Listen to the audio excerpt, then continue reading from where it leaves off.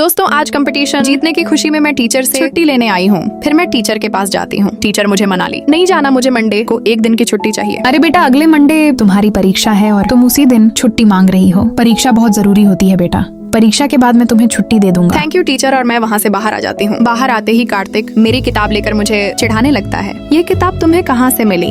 मैंने यह किताब निकेत के बैग से ली है। फिर मैं बोलती हूँ, क्या तुमने मुझसे पूछा था किताब लेने से पहले? किसी की चीज बिना पूछे मत छुआ करो। और फिर मैं अपनी किताब कार्तिक के हाथ से छीन कर वहाँ से गुस्से में चली जाती। अरे भाई काव्या, इतना गुस्से में क्यों है? एक कंपटीशन क्या जीत लिया और घमंड दिखाने लगी। अरे भाई काव्या मुझे देखकर आज पहली बार मुस्कुराई है। अरे भाई, तुम इस काव्या पर फिदा हो गए हो क्या? इससे थोड़ा दूर रहना चाहिए। और इतना कहकर निकेत वहाँ से चला जाता है। और फिर मैं अपने घर आकर डांस की प्रैक्टिस कर रही थी। तभी मुझे याद आया कि रिया ने मुझे कैसे धोखा दिया था। काव्या, क्या हम सच में अच्छे दोस्त हैं? हाँ यार, हम लोग बहुत अच्छे दोस्त हैं। अगर तुम मेरी अच्छी दोस्त हो तो तुम मुझे अपनी बातें बताती क्यों नहीं? अरे यार, ऐसी बात नहीं है, बस करो अपना नाटक। अब तुम मुझसे कभी बात मत करना और मेरे पीछे भी मत आना। इतना कहकर रिया वहाँ से बिना कुछ सुने चली जाती है। शायद रिया मुझे समझ नहीं पाई। मुझे माफ करना रिया। ऐसा नहीं है कि मैं तुमसे अपनी बातें शेयर नहीं करना चाहती, पर मेरी मजबूरी है रिया। कुछ दिनों पहले जब मैं अपने स्कूल में थी, तभी एक लड़के ने मेरी इज्जत लूटने की कोशिश की। तभी मेरी सहेली ने मुझे देख लिया और उसने आकर मुझे एक थप्पड़ मार दिया। काव्या, मैं तुम्हें अपनी सबसे अच्छी दोस्त मानती थी और तुम मेरे ही बॉयफ्रेंड के साथ ऐसा कर रही हो। अन्या, तुम मेरी बात तो सुनो। मैंने ऐसा कुछ नहीं किया, लेकिन अन्या मेरी एक भी बात नहीं सुनती। मैं बोलती रह जाती हूँ कि मेरी कोई गलती नहीं है, फिर भी अन्या दरवाजा बंद कर देती है। मैं जैसे ही बाहर निकलती हूँ तभी पीछे से एक आवाज आती है और जब मैं मुड़कर पीछे देखती हूँ तो वही होता है जिसका मुझे डर था और अन्या अपनी जान दे देती है। ये सब अन्या के बॉयफ्रेंड की वजह से हुआ था और उस दिन के बाद से मैंने किसी भी दोस्त पर भरोसा करना छोड़ दिया और अब मैं अक्सर अकेले मैं रोती रहती हूँ। तभी मेरे मोबाइल पर निकेत का फोन आता है और वह कहता है, काव्या, कल सुबह तुम्हारे लिए स्कूल में एक खास सरप्राइज है। दोस्तों, क्या निकेत कल मुझे प्रपोज करेगा?